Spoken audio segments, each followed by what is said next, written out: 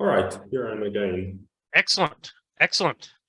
Okay, so like I said, the second part is where I just want to ask you a few questions about, yourself, what you do and stuff like that. Yep, And sort of give people an impression about more or less you before they listen to the podcast. All right. yep, that sounds good. Okay. So I guess the first thing I might ask is, could you give sort of an account of your career? So what you have been doing, or more or less where you've been doing it and stuff like that. Yeah, sounds Up to good. this point. Yeah, okay. So I'm originally from Italy, from the south of Italy. So I did my undergrad in North Italy at the University of Trento. Afterwards, I moved for my master's to Australia in Imperial College, where I worked on theoretical particle physics. Sorry, University of Melbourne. And afterwards, I did my PhD in Stockholm at the Oscar Klein Center, where I transitioned more to cosmology. So after my PhD, which I got 3 years ago, I moved to Cambridge as a postdoc in the Kavli Institute for Cosmology. And after that, a few months ago, I was very lucky to get a tenure track position back in Italy at the University of Trento, where I'm currently. So I'm currently an assistant professor here in the theoretical physics group. So that's pretty much my trajectory to date.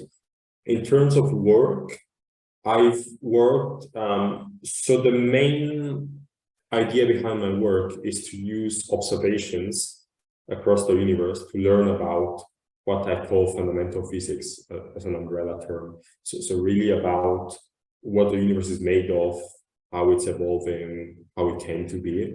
And at the same time, to use what we learn from observations to construct sensible theories. So my work is really a back and forth between theory, observations, calculations, simulations, and so on. It's a mixture of many different things, but really the overarching question is, I want to figure out what the universe is made of, to put it in simple terms.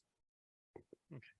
So now, when I was looking through your papers, they did seem to be fairly varied. I mean, I think it was mostly sort of gravitational stuff, but I'm not completely sure. I only picked out 4.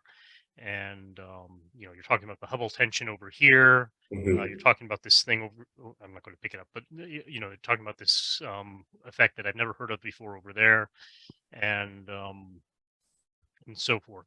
About how broad would you say this is? I guess. I think I'm quite broad. I've always I sort of get bored about working on just one topic at just focusing on that. So I tend to dip my toes in many different topics. There's a common thread to all of this, even though it's not always obvious. Like, the common goal is always that of figuring out what the universe is made of from many different angles. And I think, over a long period of time, if you average over a long period of time, you start to see this common thread of looking at the same big problem under many different angles. I think to really figure out the answer to this question, one has to take a complementary view from many different probes, not just focus on one narrow angle. That's my approach and my philosophy to my work, I would say. Okay. And so how do you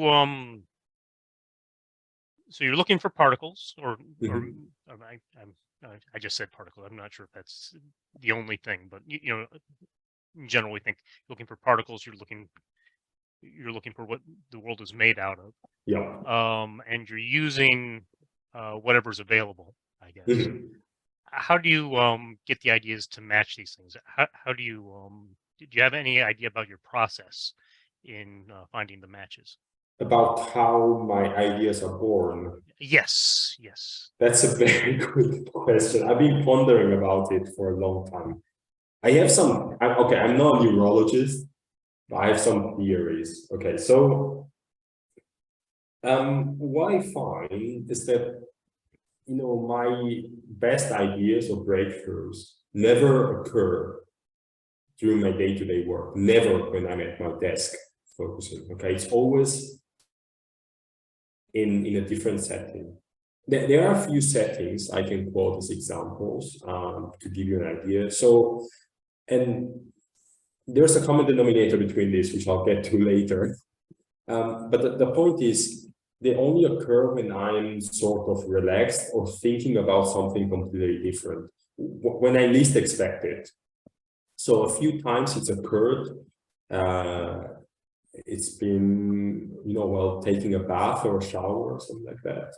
Or when going for a run or bike ride, when I'm cooking, if I'm taking my daughter for a walk. That's okay. That's sort of particular because in those occasions I will, speak to her, but she's too small to respond.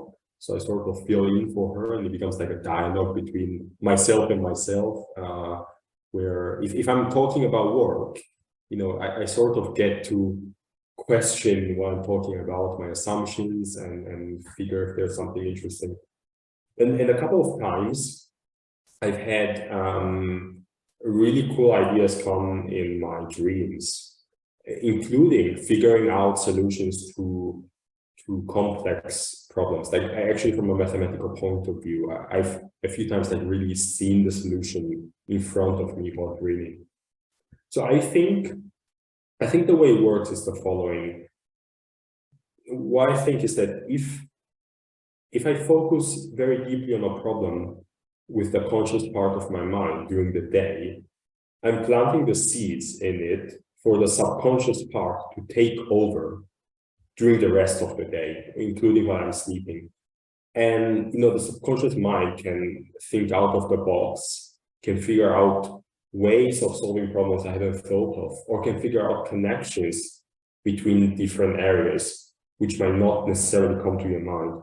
I think that's what's happening in my case, at least. I sort of make friends, I get acquainted with a problem from the technical point of view during the day. And if I obsess hard enough on it, it's ingrained in my subconscious, which will then act on it during the night or so, or when I'm relaxed. And I think that's sort of the way my ideas are born. I think I'm particularly good at finding unexpected connections between different areas. And that's definitely one place where the subconscious can play an important role. So I think that's pretty much what goes on behind my thought process and how my ideas come to me, pretty much. Okay, so during the day you're obsessing about different things, and then later on you get these ideas for connections. Yeah. Then I assume the next day you go back and you start working on them. You start obsessing on them. That's right. I guess you have two questions that come from there. One is, how often does the idea that came to you work out when you actually sit down and start doing the hard work? And I guess after that is, how does that feed into the next idea? Yeah, good question. Okay. So first of all, I always follow up on all my ideas immediately by doing calculations and so on, but not always do I have the time to bring all of them to completion. So, but I would say among those I've gone as far as I could into, it's maybe a 50-50. Half of them worked, half of them didn't, for many different reasons. You don't ever know before you go and work with pen and paper whether something will actually work, How does that fit into the next idea? I think, when you're doing calculations, many things can happen.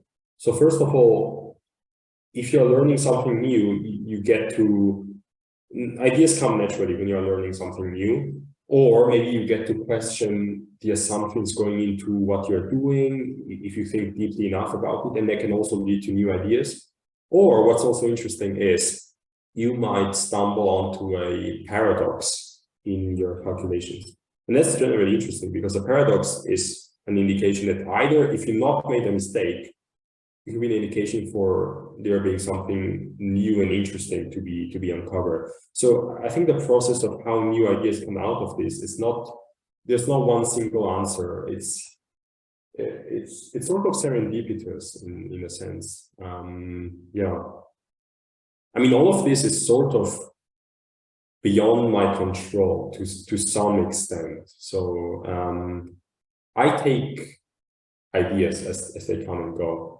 And when they don't come, sometimes I have periods when I don't get any nice idea, and that's fine. I have other more boring projects to work on, like bread and butter projects in a sense. So yeah, I'm not overly worried about this, even though I don't completely have control on the creative aspect of my work, I would say. Yes. So one thing I should mention is that's very similar to what Bertrand Russell talked about when he was about his work, is that he said he only had 3 ideas a year, but Yeah.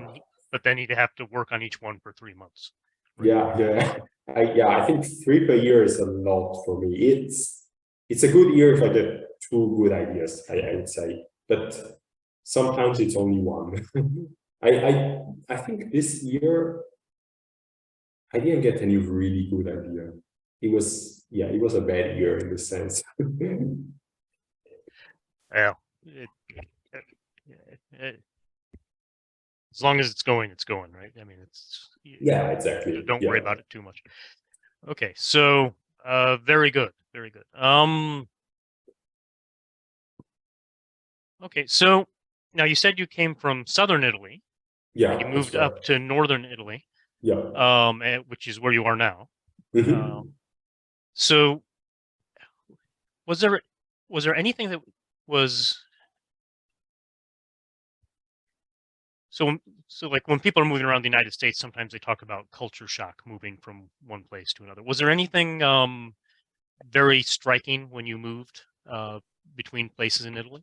Yeah, besides the climate, which was the obvious change and the amount of light, there was, sort of a culture shock because the region I moved to, which is the same one I'm living in now, it's got a very German vibe to it. It's an autonomous region.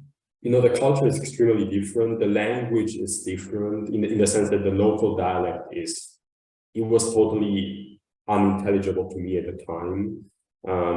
People were different. They were much colder, on the outside. It was a bit of a culture shock, yes. It took me a while to get over it. But I really liked it in the end, which is also why I chose to move back here eventually. My wife is from here, by the way, so that played a major role. But yeah, they're definitely, Italy is a very segregated country in the north-south direction from many points of view, like culturally, from the climate point of view, economically, linguistically, like there's a huge division between north and south, and I definitely felt all of that. It wasn't necessarily a negative thing. It just took a while adjusting to it, but then it made all subsequent moves much easier, I would say, having gone through this at a very early age. Moving to Australia or to the UK or to Sweden was definitely much less shocking. In fact, it was totally smooth, I would say. Okay. Let's see. Well, I think that's all I have for questions. So, which I didn't even write any questions. I just yeah, spontaneous. Yeah. So, I'd just like to thank you once again for coming on, and I hope everybody will, after listening to this, go and listen to you talk about how to disprove inflation by observing the cosmic graviton background.